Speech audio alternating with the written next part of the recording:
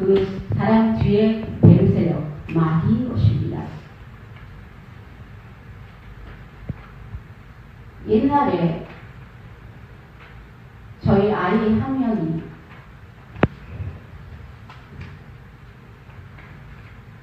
아무런 이유 없이 그네를 타고 있는데 저희 아이보다 2배나 큰 덩치가 큰 아이가 그네를 타고 있는 저희 아이에게 와서 돈을 품었습니다.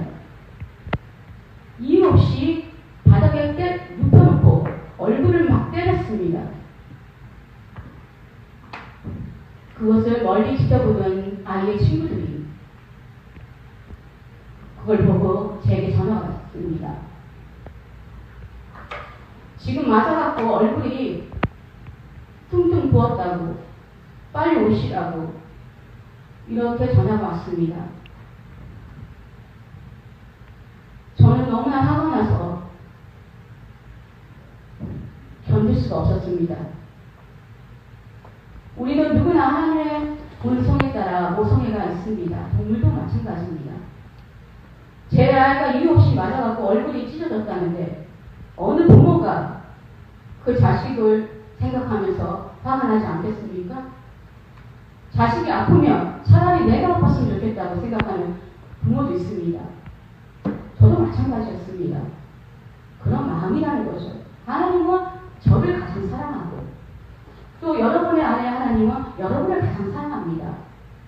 우리가 아프기를 간절히 원하지 않기 때문에 예수 그리스도를 이 땅에 보내셔서 우리의 모든 질병을 가져가게 한 것입니다. 그가 채찍에 맞는 모든 질병을 담당했습니다. 우리가 이 땅에서 건강하게 사는 것이 하나님의 뜻입니다. 단지 우리가 자식을 사랑하는 그 모성애가 있기 때문에 그렇게 생각하는 것입니다. 그래서 저는 달려갔습니다. 가서 말을 보니 여기에 찢어져서 피가 흘렀습니다. 그래서 그 부모에게 전화를 했습니다. 당장 오세요. 당신 아이가 제 아이를 때려갖고 제 아이가 지금 얼굴에 피가 나서 지금 있습니다. 근데 그 부모는 그 엄마는 좀 이따 할게요. 너무나 퉁명스럽게 말하는 것입니다. 저는 그 말을 들을 수가 더욱더 화가 났습니다. 당장 오세요! 그래서 그 엄마가 네 가겠습니다. 해서 이제 오겠다고 했습니다. 저는 이유 없이 맞은 제 아이가 너무 화가 나서 이거를 신고를 해서 내가 이유 없이 맞은 우리 아이 때문에 내가 이 신고를 해서 처벌을 받게 해야 되겠다 라는 생각을 했습니다. 무언가 단호하게 그 부모에게 말을 해야 될 것 같았습니다. 그 엄마가 아들과 함께 저희 집에 찾아왔습니다. 제게 무릎을 꿇고 잘못했습니다. 용서해 주세요. 제가 혼자 삽니다. 남편을 찌릿고 제 아들이 이렇게 했습니다. 용서해 주세요. 제가 아이를 혼자 키우다 보니까 이런 일이 생겼습니다. 근데 그 말을 듣는 순간 제 속에서 불쌍하다는 생각이 솟구쳤습니다. 용서해주고 싶다는 생각을 들었습니다. 근데 성령께서 용서해라. 그래서 저는 바로 용서했습니다.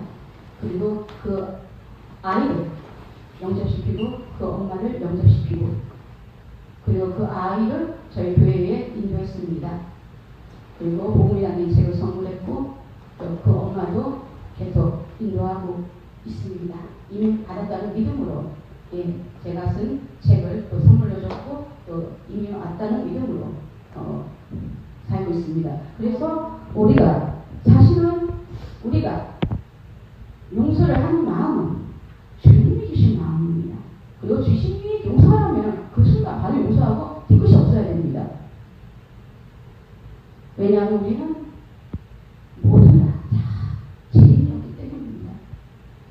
우리를 용서하신 예수 그리스도께서 우리 아버지가, 우리 하나님 아버지가 우리 하나님의 자녀인 우리를 택하기 위해 십자가에서 모든 걸 용서했습니다. 그렇기 때문에 누구를 용서하지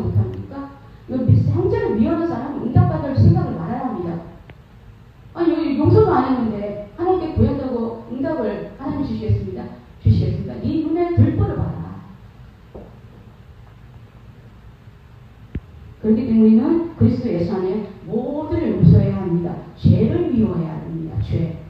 이 죄는 우리가 그들에게 죄를 지었을 때 가르치고 또 하나님의 말씀을 또 해서 전해서 그들이 다시금 그 죄를 범하지 않도록 또 회개를 해서 회개했으면 다시금 또 죄를 범하지 않도록 우리가 권면도 하고 또 가르치고 해서 빛 가운데로 살 수 있도록 우리가 인도를 해야 되는 것입니다. 그러면 우리가 먼저 모든 사람들을 용서하는 그 마음이 우리 안에 있어야 되는 것입니다. 그것은 우리가 할 수 없기 때문에 주님 우리가 어떤 일이 또 앞으로 생길지 모를 때 미운 마음이 없도록 또 용서하는 마음을 성령이 주십시오 하고 성령에게 도움을 부탁하며 우리의 주님이 용서하는 마음을 주시고 다시금 또 떠올리지 않게끔 우리가 성령에게 도움을 구해서 그것을 용서했으면 집어 던져놓고 다시는 꺼내지 말고 사랑의 마음으로 살아야 합니다. 빛 가운데 있다면 하면서 그 영세를 미워하는 자는 지금까지 어둠이 있는 자요. 우리는 하나님의 자녀로서 빛입니다. 청단 날까지 빛입니다.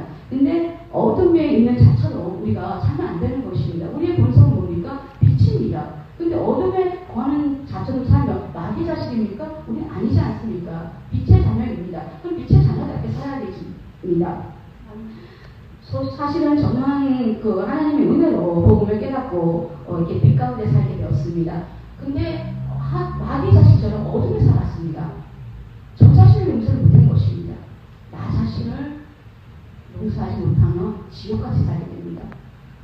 그리스도 예수 안에 있는 자에게는 결코 정죄함이 없나니라고 말씀하신 것처럼 이 말씀 모르니 매일매일 나 자신을 정죄하면서 용서를 못한 것입니다. 나 자신을 용서하지 못한 삶은 응답도 없습니다. 왜냐하면 그 가운데 저주밖에 없기 때문입니다. 그런데 하나님께서 은혜로 이 온전한 복음을 깨닫게 해서 저 자신을 정죄하는 그 삶을 끊게 했습니다. 그래서 저 자신을 용서하니 당연히 저절로 이웃을 용서하게 되는 것입니다. 아멘. 이 용서의 힘, 용서의 하나님 그것만 인정하십시오. 그러면 우리는 빛 가운데 살게 되는 것입니다. 그래서 꺼리낌이 없습니다. 하나님 앞에 꺼리낌 없이 담대히 나가서 하나님 아빠 저 이거 필요해요. 하나님 아빠 이거 주세요. 그리고 아버지 저 이렇게 사랑하는 영혼들이 이렇게 하나님 앞에 나와서 인도하고 전도해서 인도해서 하나님 저와 같이 이렇게 행복한 천국의 삶을 살게 이렇게 해주세요. 그렇게 되었음을 믿습니다. 하고 이렇게 전도하는데 인도하는데 자 자신도 용서 못하고 저 자신에 대해서도 그런 삶을 빛된 삶을 살지 못하면서 누구를 전도해서 누구를 행복하게 해주겠습니까? 모든 것이 우리의 안에 주님을 시작해서 주님으로 가는 것입니다. 주님이 모든 걸 하셨습니다. 할 때 이거는 용서했을 때 모든 주님이 우리 속에서 드러나서 모든 형제들을 사랑으로 이끌어주셔서 이 자리에 앉히게 되는 것입니다. 우리는 벌써 우리가 구한 인도한 영혼들의 수를 다 알지 않습니까?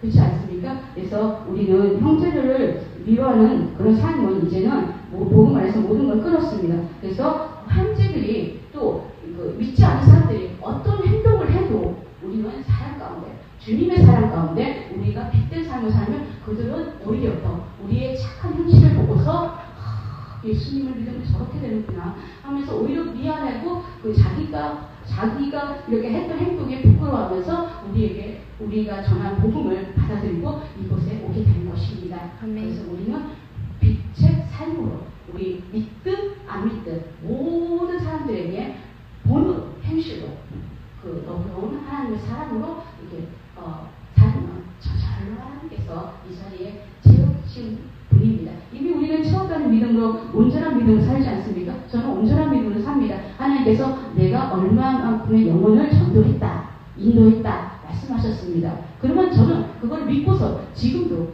어제도 오늘도 내일도 그냥 믿음으로 행동을 할 것입니다. 믿음에 지금 온전케 하시는 주님만 바라보면서 그것이 온전한 믿음입니다. 아멘. 다 이루었다. 이 믿음의 눈, 이 믿음의 눈을 우리에게 주신 하나님께 우리는 항상 감사하고 고맙다고 하나님께 고백해야 됩니다.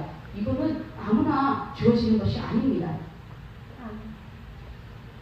왜 우리 아무나 주어지는 게 아닐까요? 하나님께서 우리에게 일방적으로 은혜를 주신 것입니다. 하나님의 은혜인 것입니다.